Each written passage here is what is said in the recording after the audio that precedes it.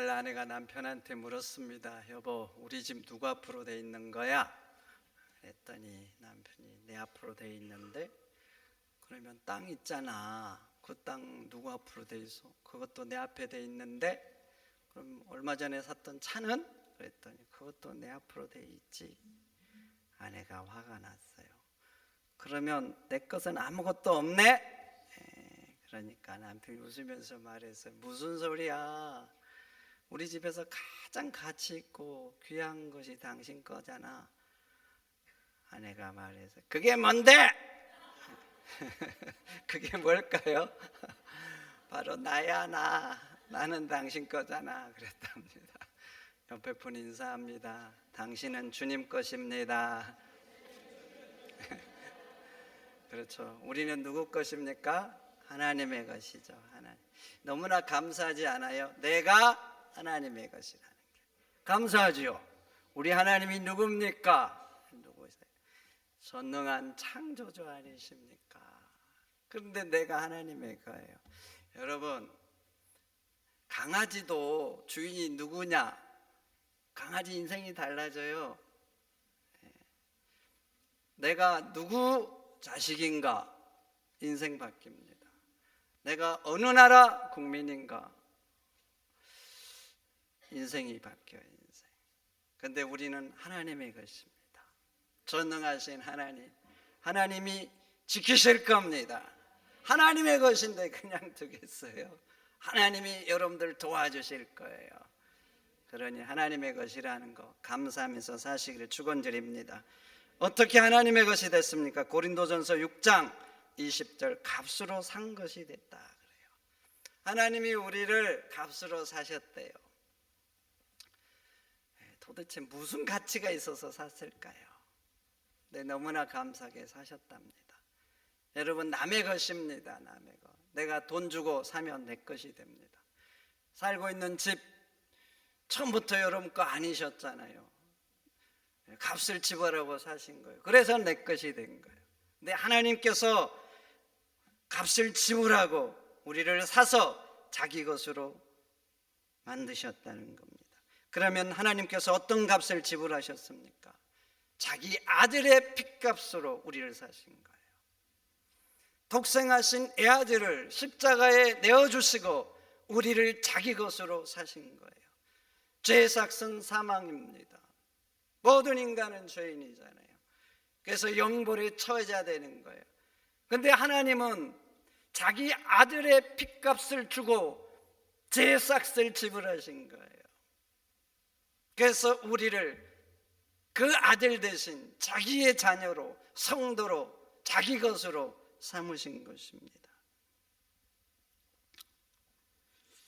여러분, 예수님이 누구십니까? 삼위일체 되신 하나님 아닙니까? 하나님. 온 천하의 주인 하나님이셔요.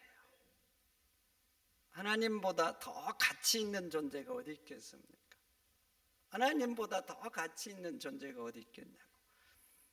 저 태양 인간의 기준으로 감매길 수 없습니다. 그러나 그 태양도 하나님께서 창조하신 수많은 창조 중에 하나에 불과해요. 우주 가운데 점으로도 표시할 수 없는 그런 존재예요. 그런데 우리 하나님은 모든 만물의 주인이세요. 이런 하나님보다 가치 있는 분이 어디 있겠냐고요. 그런데 하나님은 자기 피로 우리를 사신 거예요. 그러니까 우리가 하나님 눈으로 보면 얼마나 가치 있는 존재겠습니까? 세상 기준으로 보면 사람들이 나 무시할 수 있습니다. 못 배웠다고, 가진 거 없다고 무시할 수 있어요. 그러나 하나님의 눈으로 보면 결코 그렇지 않습니다. 천하와도 바꿀 수 없는 존귀한 자가 바로 우리인 거예요. 그래서 성도 여러분, 하나님의 눈으로 여러분들을 보시기를 축원드립니다. 이사야 43장 4절, 내가 너를 소중하고 귀한 존재로 여기며 너를 사랑한다 말씀하잖아요. 그 아들의 핏값을 지불하고 사셨으니까 하나님께서 우리를 얼마나 소중히 여기겠어요. 얼마나 귀하게 여기겠냐고요. 특별한 존재인 거예요. 제가 결혼을 하고 지갑이 필요해가지고 시장에 갔어요. 시장. 제가 서울에 살았던 그곳 옆에는 전통시장이 아주 크게 있었어요. 거기 중고 파는 옷도 팔고 뭐 가방도 팔고 거기로 지갑을 하나 사러 갔어요. 결혼했는데 아직 학생이고 이때 대학원을 다녔어요. 근데 파트고 파트. 그러니까 이게 정말 그 돈이라는 걸 정말 극도로 아끼면서 살아가야 되는 이런 시절. 그래서 지갑을 사러 갔는데 지갑들이 쭉 있더라고요. 하나 장지갑을 들었어요. 그 중에 제일 마음에 든 거 2,000원이래요. 그 지갑을 가지고 이제 몇 년을 제가 썼거든요. 한 4, 5년 썼나? 그러면서 제가 이제 전임이 됐어요. 근데 어느 날 이제 같이 근무하는 목사님 한 분이 제 지갑을 본 거예요.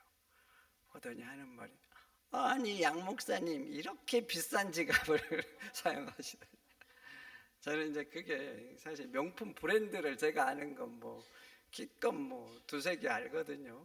무슨 브랜드가 있는지도 모르는데 이게 명품이래요, 명품. 그래가지고 제가 그날요 그 브랜드 사이트에 들어가 봤잖아요. 그랬더니 세상에 그 지갑이요, 제가 생각하는 것 이상으로 비싼 거예요. 제가 그날 어떻게 했을 것 같아요?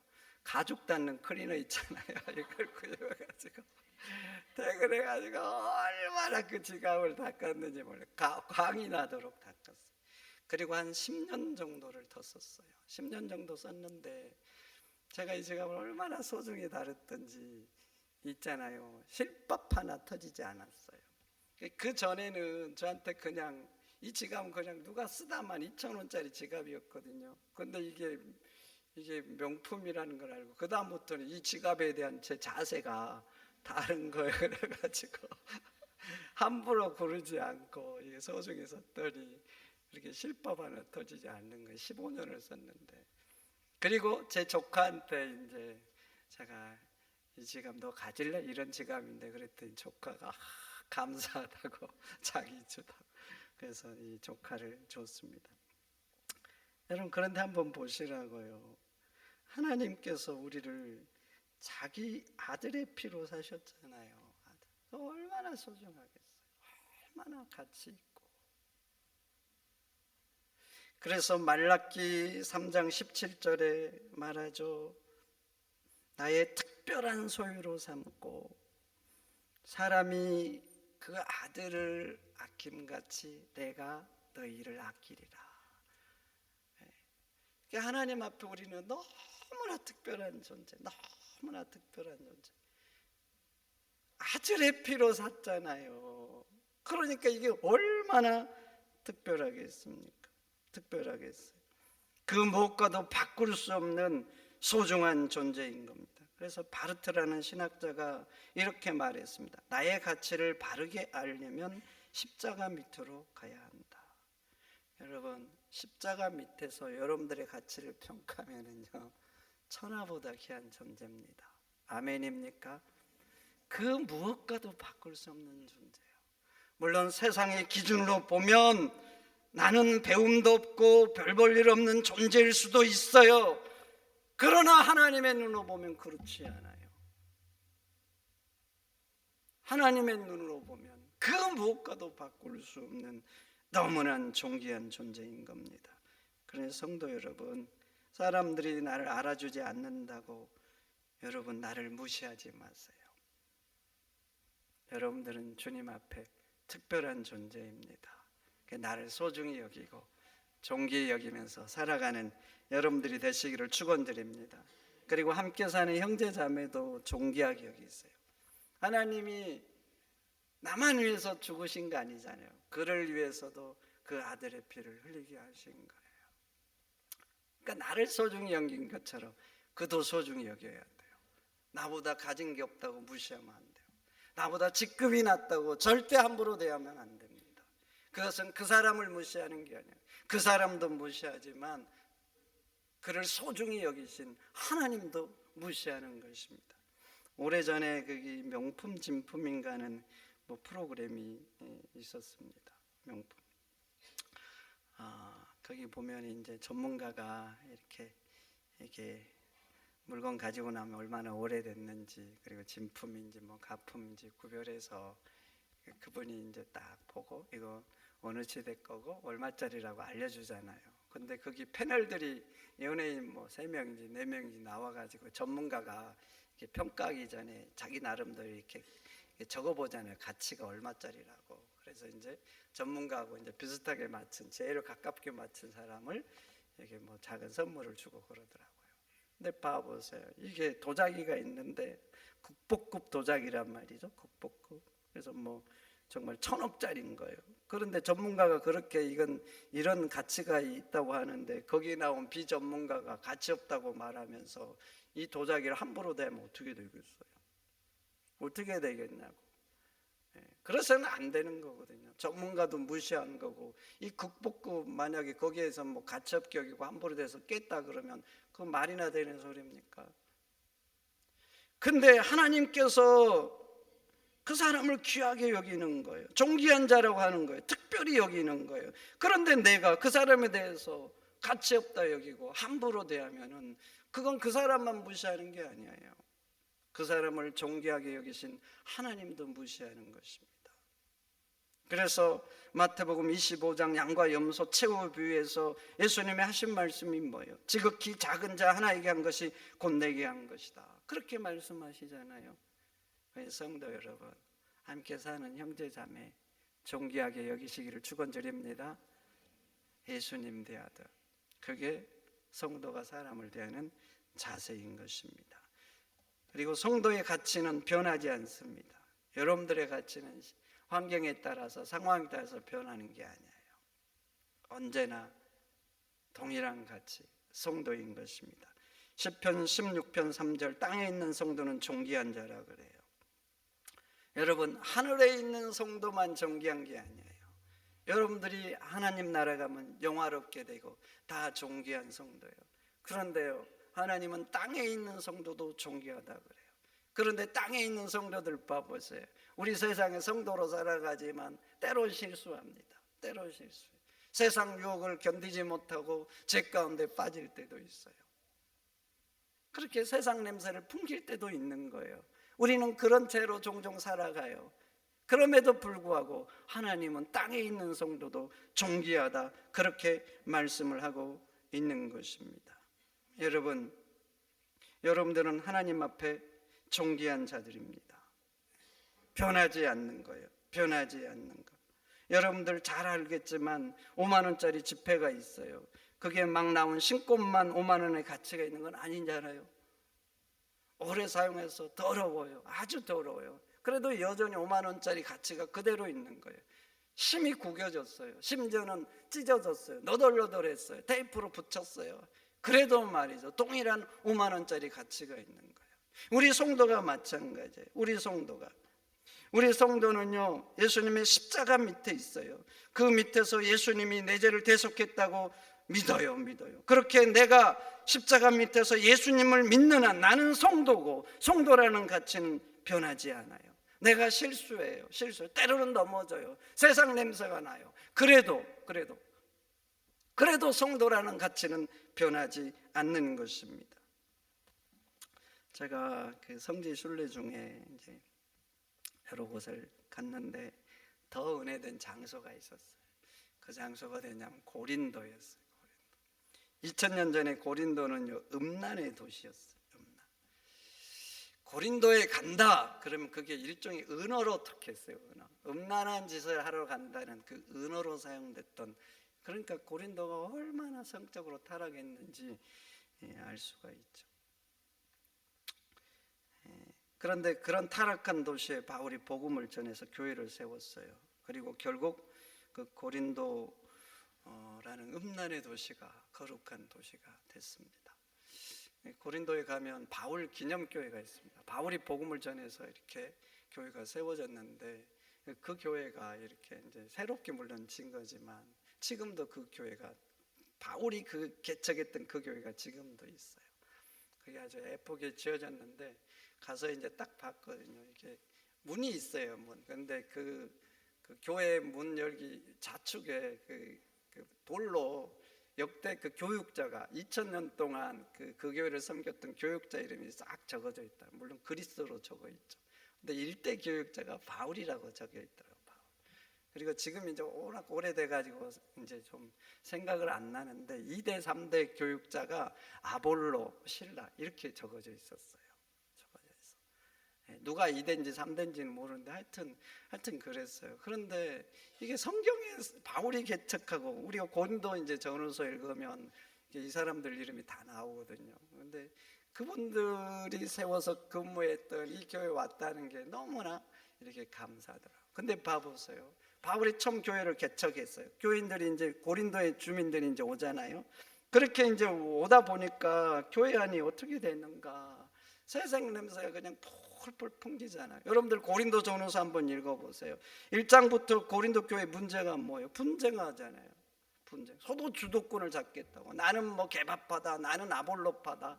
무슨 소리냐? 나는 예수님파다. 그래서 그리스도파도 생기고. 그 작은 교회에 무슨 주도권을 갖겠다고, 무슨 세상의 권력이라고 그렇게 서로 이렇게 막 세력을 구합해가지고 막 주도권을 가지려고 하냐고요. 그것뿐만 아니에요. 이게 고린도가 음란의 도시잖아요. 그러니까 교회 안에도 그 음란이 그대로 들어와 있어요. 그대로. 그래서 말이죠. 이 단에서는 말하기도 이렇게 어려운 그 음란의 문제가 교회 안에가 그냥 있는 거예요. 그냥 세상에 이것이 그냥 들어와 있는 거예요. 그것뿐만 아니에요. 또 교회에 무슨 투쟁이 있었는지 법정 소송을 간 거예요. 법정 소송을 가지고 세상 법정에서 네가 잘했니 못했니 막 고발해가지고 교인들이 막 교회 안에 문제 때문에 막 세상 법정 투쟁을 하는 거예요. 그런데 봐보세요. 이런 교회단 말이죠. 이런 교회 악취가 막 나는데 그러면 봐보세요. 우리 골략교회 이런 문제가 있으면 사람들이 뭐라 그러겠어요? 뭐라 그러겠냐고. 저것도 교회냐 그러지 않겠어요? 완전 개판이다. 그렇지 않겠습니까? 그런 상태에 있는 교회, 그런 상태에 있는 교회에게 바울이 고린도 전후서 서신서를 보내는데 1장 2절에 뭐라 그래요? 그리스도 예수 안에서 거룩해진 성도라 그러잖아요. 거룩하여진 성도다 이렇게 말하는 것입니다. 여러분 아셔야 됩니다. 여러분 아셔요. 우리가 성도가 된 것은 왜 성도가 된 거예요? 우리가 착해서 성도가 됐나요? 뭐 좋은 일, 위대한 일을 해서 성도가 됐나요? 그렇지 않아요. 우리가 성도가 된 것은 나로 인해서 된 게 아니에요. 왜 성도가 됐어요? 하나님이 나를 위해서 하신 그 일 때문에, 즉 하나님께서 그 아들의 피를 십자가에서 흘리게 하신 거예요. 그러니까 그 일 때문에 내가 성도가 된 거예요. 나로 인해서 내 가치를 먹여보세요. 내 가치를 나로 인해서 먹이면 나는 죄인입니다. 내가 무슨 가치가 있겠어요? 영벌에 지옥에 가야 될 존재가 내 본질적인 가치인 거예요. 그러니까 내가 성도가 된 것은 나로 인해서 그 가치가 먹여진 게 아니에요. 하나님께서 나를 위해서 하신 그 일 때문에 그 아들의 피로 내가 성도가 된 것입니다. 성도 여러분, 그래요. 내 가치는 나로 인해서 정해지는 게 아니에요. 내 가치는 십자가 밑에서 정해지는 거예요. 십자가 밑에서 보면 나는 하나님의 자녀고 천하보다 귀한 하나님의 백성인 것입니다. 그러니 성도 여러분, 세상의 눈으로 보지 마시고 십자가 밑에서 여러분들을 보시고 세상 힘들고 어렵고 혹시나 세상에서 무시받을지라도 나는 하나님의 존귀한 자다.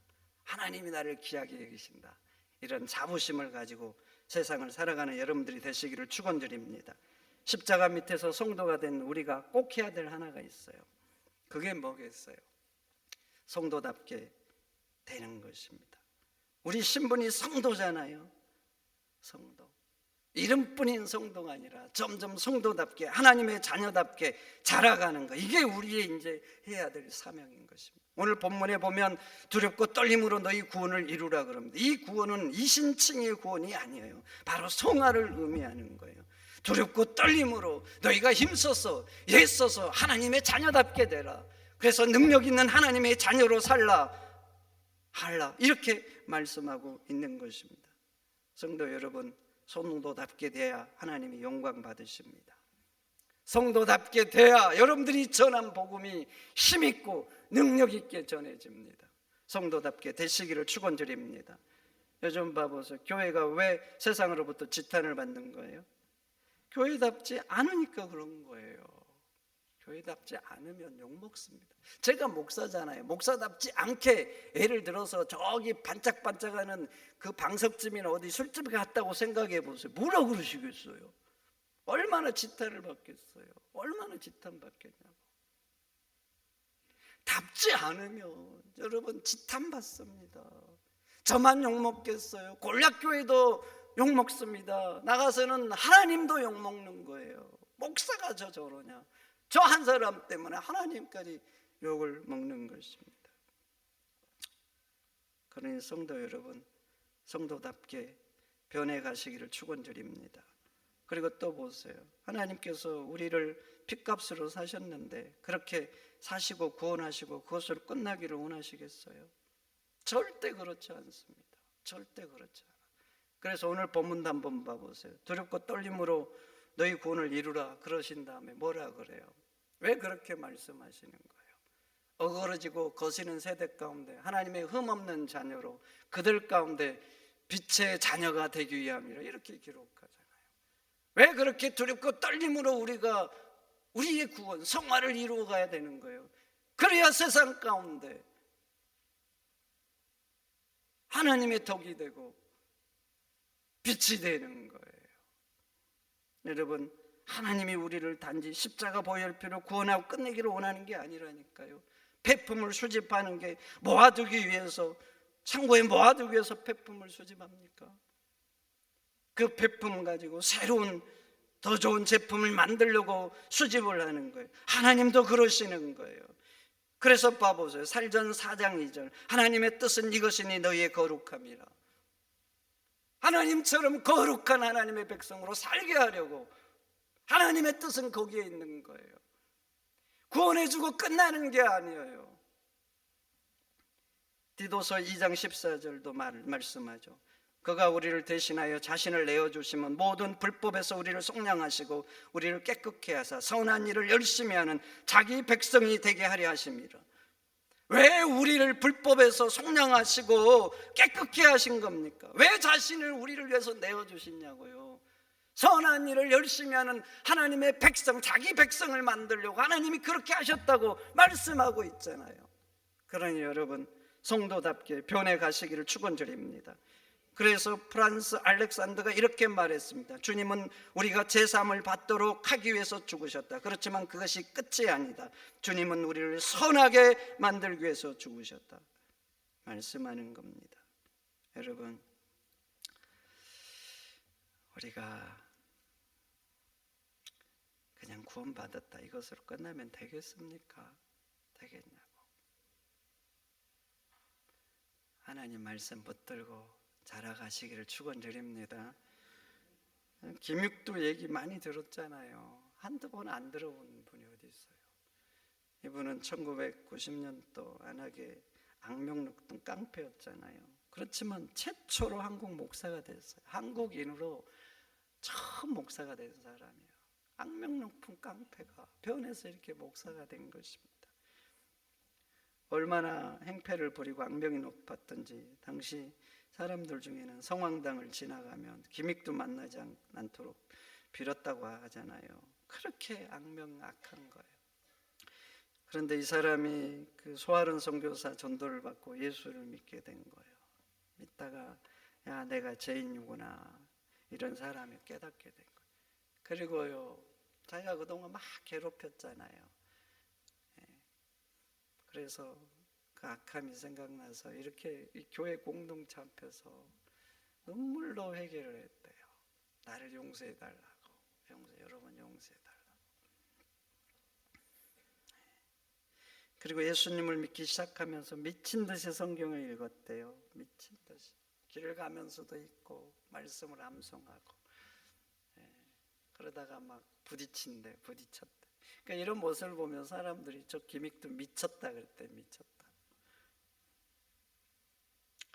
그리고 세례받기 1년 전부터 매일 목욕을 했답니다. 외적인 자기 다짐이죠.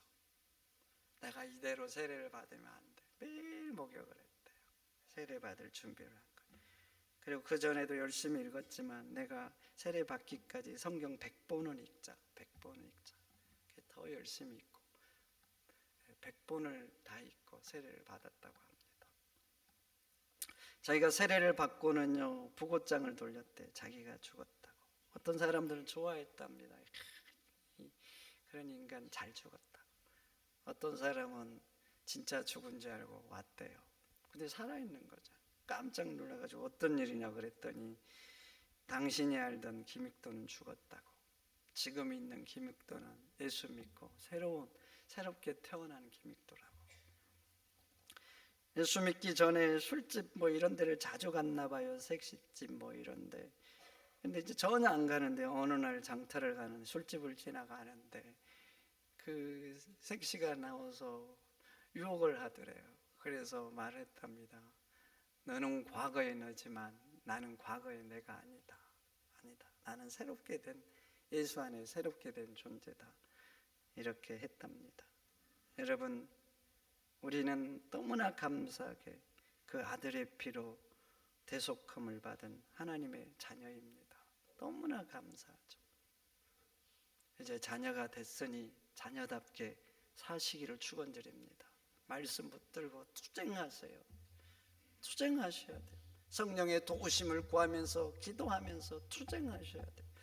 더 참고 더 견디고 더 희생하고 더 사랑하면서 하나님의 자녀답게 변해가야 됩니다. 그래서 나를 보면서 하나님의 모습을 보고 나를 보면서 저 사람 같으면 예수 믿겠다. 예수 믿더니 달랐다. 예수 믿고 싶다. 이런 자녀가 돼야 되는 거예요. 여러분, 신앙의 연륜이 더해갈수록 그 연수만 자랑하지 마시고 점점 자라서 하나님의 장성한 분량까지 성장하는 하나님의 백성이 되시기를 축원드립니다. 축원드립니다. 하나님 감사합니다. 우리는 값으로 사서 하나님의 것이 되었습니다. 악하고 죄인인데 구원하여 주신 너무나 감사합니다. 이제 그 자녀에 걸맞게 그 신분에 걸맞게 하나님 이름에 걸맞게 살아가는 저희가 되도록 역사하여 주시옵소서. 존귀하신 예수님의 이름으로 기도하옵나이다.